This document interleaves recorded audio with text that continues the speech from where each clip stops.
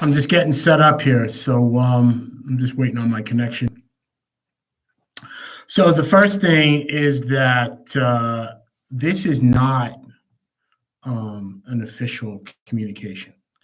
This is specifically because at the moment I've got quite a bit to do. As you can see, I'm dressed for the gym, so I'm trying to fit in a workout amongst other things. I know I look terrible, but one of the things that is going on at the moment. So I'm looking for work. I'm finishing a book, the hedge fund. I've got probably a journal of essays coming out in Q4, but forget all that. What we're here to talk about today, what I'm here to do today, so you don't have to watch this because frankly, I'm just going to tag Bill Burr in these and move on, because he, on his podcast, I mean, he's been hilarious recently, but he's also been what I would say is quite antagonistic, because he genuinely seems to be holding on to the idea that the money in entertainment doesn't come from the same place that the greed that he is saying exists comes from. So the fact that corporations sell stuff and then they make a profit, and with that profit they pay people bonuses, okay, fine. And he's saying that they should pay people more. He's right. 52 million people in the United States of America earn less than minimum wage, and to fill that gap, it would cost $364 billion to make sure that they all live a living wage. And I personally believe, as anybody who follows me and listens to me will know, that we shouldn't be talking about minimum wage. We should be talking about minimum wealth. And the truth is that 50 years of work should be worth $5 million, and that comes to $100,000 a year. And that should be as a result of a maximum effort of 100 hours a month, which means that it comes to about $83.33 an hour, which means that also, because of the 100 hours a month, it would essentially mean that A, we're facing the reality that nobody really works for more than 25 hours a week. And second, let's be clear that people who work a lot end up hurt by the work that they do when they do too much work and they don't get the support that they need physically and emotionally. So as a result, they end up spending an incredible amount of money on caring for themselves reactively as opposed to proactively, because they have employers who don't provide them with the type of environment and with the type of support that is required in order to be able to avoid long-term crippling effects of capitalism. So let's be clear that I'm on the side of, minimum wealth instead of minimum wage. But at the same time, I'm not naive to the point where I believe that Michelangelo wasn't paid for his work, that Vermeer's work, that, by the way, he died in debt and his widow had to sell everything he had. Who do you think she sold it to? She sold it to merchants, and a lot of those merchants were slavers, and a lot of those slavers ended up, donating their or leaving their works to their children and down through the generations, and they've ended up in museums, and those museums are funded by well, in a lot of circumstances, they're funded by very wealthy families, and those wealthy families are industrialists, or they are the product of industrialism. And guess what? That industrialism means a number of things, and one of those things that it means is that there was a lot of money that's been made since 1859, and 1859 is, of course, when we discovered oil, or we learned how to do something with it. So, and then, of course, when you think back, you think, 50 years later, in 1909, well, we'd already had Kitty Hawk and invented the airline industry, which, by the way, 120 years later, we've destroyed, but that's another story. Then on top of that, you have to talk about we invented the auto industry. I mean, granted, the guy who invented the Model T Ford was a Nazi, and the only book that Hitler read in prison was The Global Jew by Henry Ford. But the truth of the matter is that we allowed this guy to invent something that, again, relied on fossil fuels. So the airline industry relies on fossil fuels, and the air industry and the rail industry and the car industry, they all rely on fossil fuels, as does plastics. And then as we fast forward to where we are now, it's 2023. So you think, okay, so what did we invent 50 years ago? 1973, it was the information age. Okay, fine. So we invented the information age and we invented big data. That's what a lot of people would say. Oh, we invented data. Okay, so data is the new thing that we're trying to mine and we're trying to exploit and we're trying to create. And, I've heard the relevant insight, which is, well, if there's nothing for sale, you're the product, and that's what we are on Instagram, and that's what I am here on YouTube. But let's be clear, okay? The entire data industry relies on electricity and power, and electricity and power is all generated from what? The energy industry, and the energy industry profits from, that's right, fossil fuels. Where do we think the money comes from? Okay, when I got paid from a corporation, I knew that money came from the profits, that came from the revenues, and those revenues came from the selling of the products, and the products came from people's wallets and people's savings accounts and people's bank accounts, and those people got paid. So even if you're talking to me about an independent mechanic in the middle of England, who, by the way, only fixes 3 kinds of cars like Alfa Romeos, for example, oh, well, does he rely on the fossil fuel industry for those cars to run? Yes, he actually does. Does he rely on the oil industry? Yes. Does he rely on the commercialization of the fossil fuels? Yes, he does. And the auto industry, and the parts, and the creation, and the general industrialization across the board. This is where the money comes from. It's where the money came from with the Medicis. You think the Medicis got the money out of the ground? No, the Medicis got the money from trading around the world. And do you know what a lot of that money went to? A lot of that money went to funding Africans who they traded with, who then turned around and betrayed their own people and sold them into slavery, helped conquer them for the conquistadors, the Portuguese, and helped sell them into slavery around 1453 when Gomes de Zurara created racism by identifying the idea that they believed that they were divine and that they were and that they were sent from God, and the people who were darker were not. So when they decided to confront African kings about whether their people should be enslaved, the African kings turned around. Well, we're not as dark as those people over there, so they went over there. And by the way, don't forget, I can say this because in my family history, there are both slaves and slavers of all different colors. By the way, there were indentured servants who were white. There were black slaves, black slavers. I mean, seriously, yes. Black slavers who used indentured servants to accomplish their goals. So let's forget about the idea that we don't know where the money comes from. When he does a corporate gig, when anybody does a corporate gig, when I've been paid as a consultant by a corporation, that money comes from their coffers. And those coffers, yes, I could have taken my fee and paid people in the corporation who are underpaid. Absolutely. And I've received bonuses from corporations, and I know where that money comes from. That money comes from you, your pocket. When you go to the store and you buy something, you're basically creating revenue for the corporation that invented that product. And as a result, it goes on and on and on through their profits, and then ends up in people's hands. Labor is an above the line cost. So let's get that out of the way. But they pay people enough. I already said, I believe in minimum wealth, not minimum wage. And let's not even talk about the taxes. Yes, the corporation Zoom does not pay their taxes. Okay, Google who own YouTube, do not pay their taxes.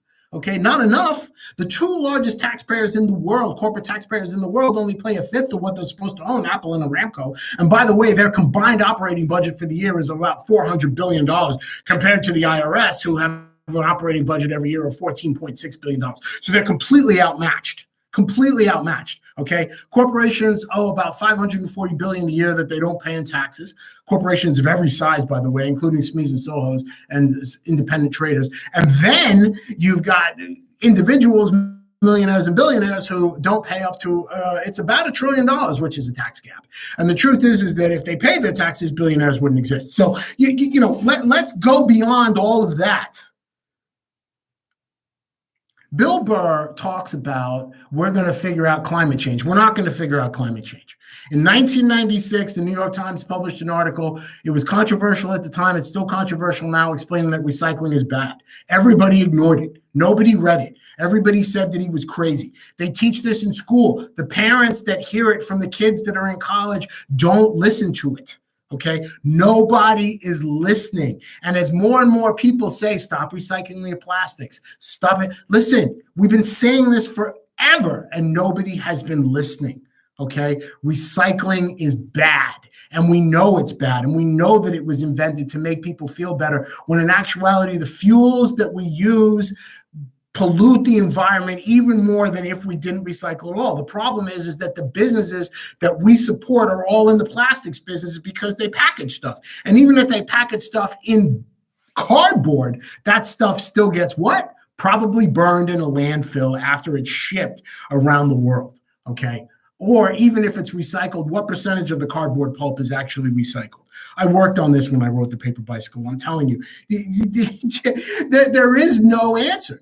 But Bill Burr, of course, drives an F-250 and flies planes, two of the things that contribute massively to the problems that we're having in terms of the climate crisis. Okay, let's not even talk about NASCAR. $22 billion worth of economic activity created by thousands of races that NASCAR sponsors around the world. But what's the truth? The truth of the matter is that, that's right. It's only for about $100 million worth of profit. Well, if it's $100 million worth of profit, is it worth it? Because if you Google the top 10 states that are the hottest, they are also the top 10 states where NASCAR do their business. Okay. And I know Bill Burr was saying that they invented NASCAR and stock car racing and all this stuff. Yeah, well, guess what? That completely contributes to the problems that people are having in these states right now in terms of weather and atmosphere. And you're going to say, oh, well, it's only a little NASCAR. Listen, if we got rid of it, yes, the genius is there. Yes, the engineering genius is there. But the engineering genius could electrify the entire thing, build quad 98 kilowatt battery engines, okay, and figure out a way to power them with solar. They could do it, but they don't do it. And the reason why is because the money comes from the names we all know, which are the big players and the financiers of the fossil fuel industry. It is the reason why we have climate change problems. It is the reason why we've seen climate change. It's the reason why we are in a climate crisis. It's the reason why climate disaster, climate emergency are on our lips. Naomi Klein wrote about it. And The World is on Fire. And, you know, if you read The World is Flat by Thomas Friedman, who is not, it is not about the flat earth principle. It is about global trade. Okay. And how we are essentially fueling our own doom by being a part of this. Now, the people that are invested so heavily in this idea are, guess what? They are the largest shareholders in movie studio parent companies.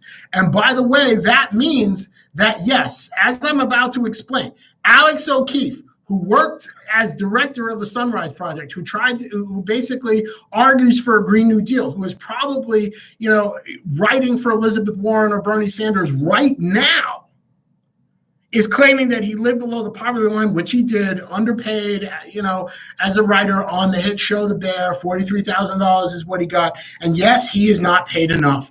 Members of the WGA and members of SAG-AFTRA who are striking are not paid enough. The royalty model is broken, okay?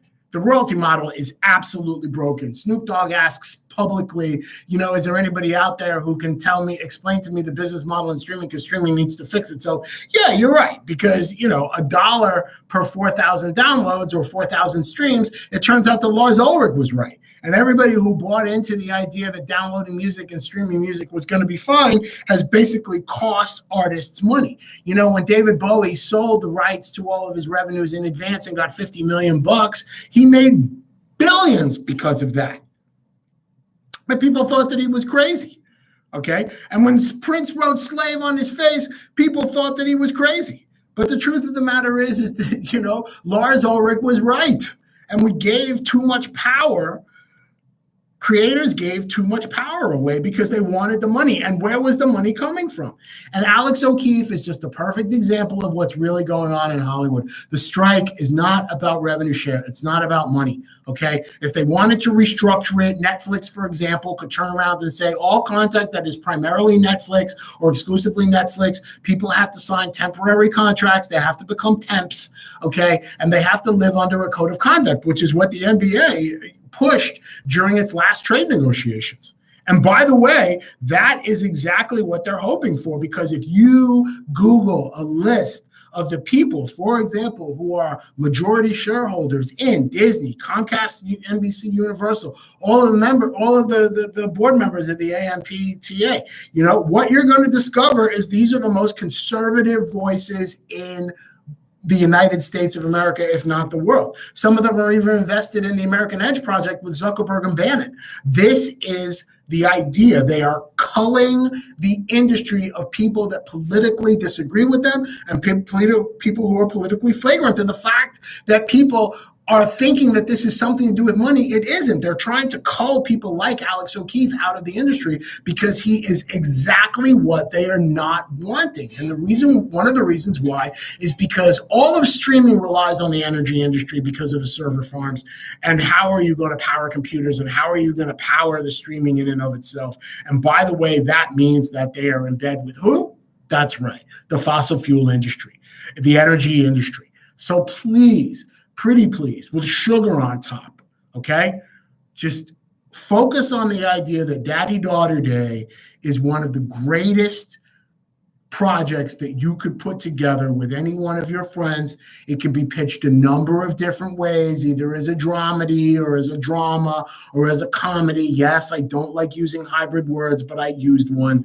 And I'm telling you now, that Daddy-Daughter Day starring Bill Burr will be one of the greatest opportunities you've ever had because, and this is the critical message, the art is the opposite of what the funders want. The Medici thought there was enough art. If you go to the Uffizi Gallery, you see who they elevated. They elevated Botticelli. They elevated Caravaggio.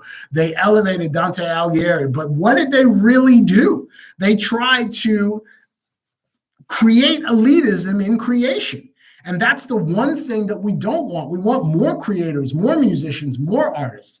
And we want them to get paid more for the work that they do, absolutely, which is anathema to the way capitalism and way economics works in terms of supply and demand. But that's all made up. That's all made up because the great creators died penniless. Mozart, Michelangelo. And I don't have to be a liberal arts professor or a humanities PhD in order to understand this. All I have to do is pay attention, travel the world a little bit, which I've done. Don't forget, I just got back from Europe after 16 years. But what's on top of that? I just watched an episode of Billions, and that explained the whole thing. But he won't do that either. Or maybe he will. I don't know. My point is that there's a lot more to what you're saying. And I invite you to dive deeper, but you probably won't. And, good luck. Enjoy your travels. Try to see the Louvre in Abu Dhabi while you're there. And consider that the Etihad Arena is, sponsored by Etihad. And then you'll do some digging and you'll find out who the biggest shareholders in Etihad is. And then you can go from there. Okay, great.